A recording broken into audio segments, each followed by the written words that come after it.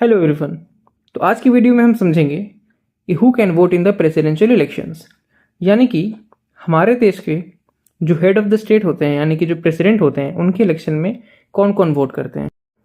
ठीक है, तो सबसे पहले हमें एक चीज़ ध्यान में रखनी है कि हमारे देश में जो प्रेसिडेंशियल इलेक्शंस होते हैं उनमें जो ऑर्डिनरी सिटीजन्स हैं, जैसे मेरे और आपके जैसे जो सिटीजन्स हैं, वो डायरेक्टली वोट नहीं देते हैं।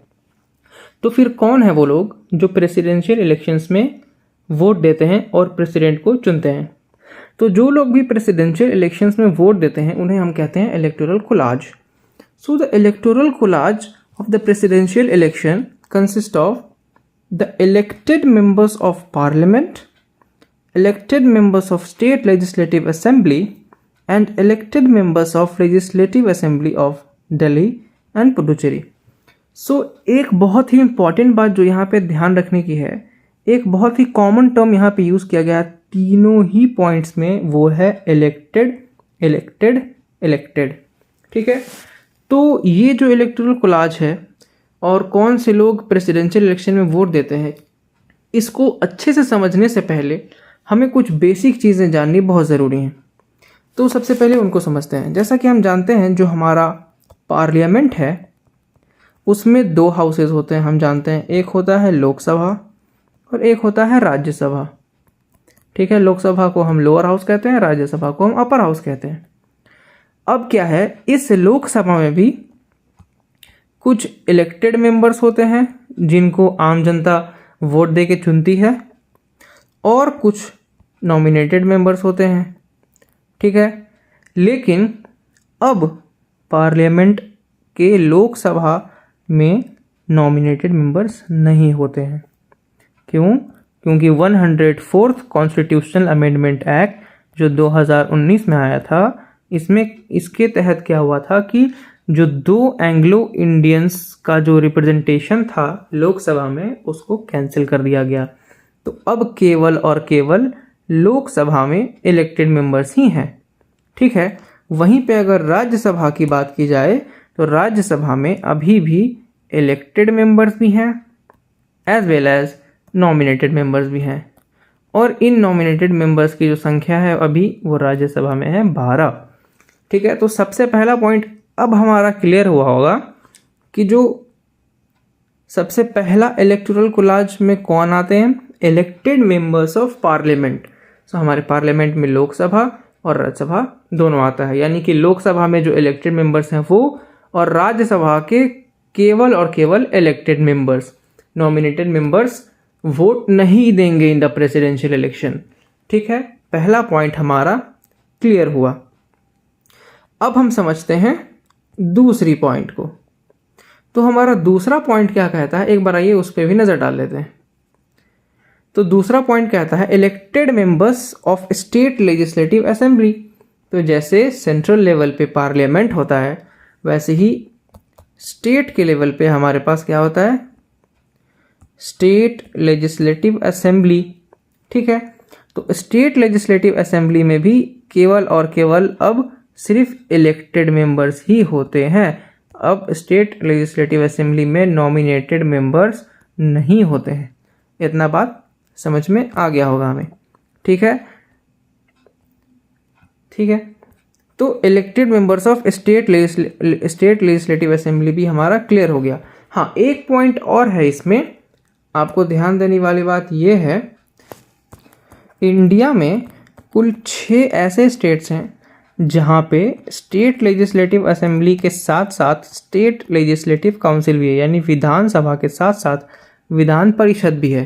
ठीक है, और वो 6 स्टेट्स कौन कौन से हैं, सबसे पहले है यूपी, फिर है बिहार, उसके बाद महाराष्ट्र, फिर कर्नाटक, आंध्र प्रदेश और तेलंगाना। तो ये जो 6 स्टेट्स हैं, यहाँ पे स्टेट लेजिस्लेटिव असेंबली के साथ साथ स्टेट लेजिस्लेटिव काउंसिल भी है, लेकिन यहाँ पे मेंशन है ही नहीं। यहाँ पे सिर्फ मेंशन ये है कि सिर्फ स्टेट लेजिस्लेटिव असेंबली के इलेक्टेड मेंबर्स ही वोट कर सकते हैं प्रेसिडेंशियल इलेक्शन में। यानी जिन 6 स्टेट्स में जिस स्टेट लेजिस्लेटिव काउंसिल है उनका इलेक्टोरल कोलाज में बिल्कुल भी नाम नहीं है, और ये प्रेसिडेंशियल इलेक्शन में बिल्कुल भी वोट नहीं कर सकते हैं। ठीक है, तो हमारा 2 पॉइंट बहुत ही आसानी से क्लियर हो गया। अब आइए हमारे जो थर्ड पॉइंट है यानी कि जो लास्ट पॉइंट है उसको भी क्लियर कर लेते हैं। तो तीसरा पॉइंट कह रहा है elected members of legislative assembly of Delhi and Puducherry. तो भाई हम जानते हैं कि जो दिल्ली और पुडुचेरी है वो हमारा क्या है, दिल्ली और पुडुचेरी है हमारा यूनियन टेरिटरी। क्या है? Union territory. और इंडिया के सिर्फ 3 ऐसे यूनियन टेरिटरीज हैं जहाँ पे स्टेट लेजिस्लेटिव असेंबलीज है।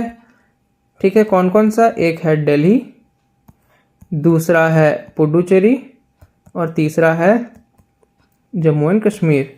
लेकिन प्रेसिडेंशियल इलेक्शंस में सिर्फ इन 2 यूनियन टेरिटरी की जो स्टेट लेजिस्लेटिव असेंबली है उसको पार्टिसिपेट करने का प्रोविज़न दिया गया है। और ये जो प्रोविज़न है, ठीक है, ये आपको ऐड किया गया है by I guess 72nd constitutional amendment के थ्रू इसको ऐड किया गया था। आई गेस 72nd ही होना चाहिए। ठीक है, तो इन 2 यूनियन टेरिटरीज के जो स्टेट लेजिस्लेटिव असेंबलीज हैं उनके जो इलेक्टेड मेंबर्स हैं, यहाँ पे भी वही ध्यान देने वाली बात है, यहाँ पे भी इलेक्टेड मेंबर्स की ही बात की जा रही है। तो जो इलेक्टेड मेंबर्स हैं स्टेट लेजिस्लेटिव असेंबली कहाँ की? दिल्ली की और पुडुचेरी की। तो ये जो 3 पॉइंट्स जो मैंने आपके साथ डिस्कस किए, इनमें जो भी मेंबर्स आते हैं स्पेशली इलेक्टेड्स फॉर पार्लियामेंट यानी कि लोकसभा भी और राज्यसभा भी, और स्टेट लेजिस्लेटिव असेंबली में के भी सिर्फ इलेक्टेड मेंबर्स। जिन राज्यों में स्टेट लेजिस्लेटिव काउंसिल है उनको बिल्कुल भी इंक्लूड नहीं किया जाएगा।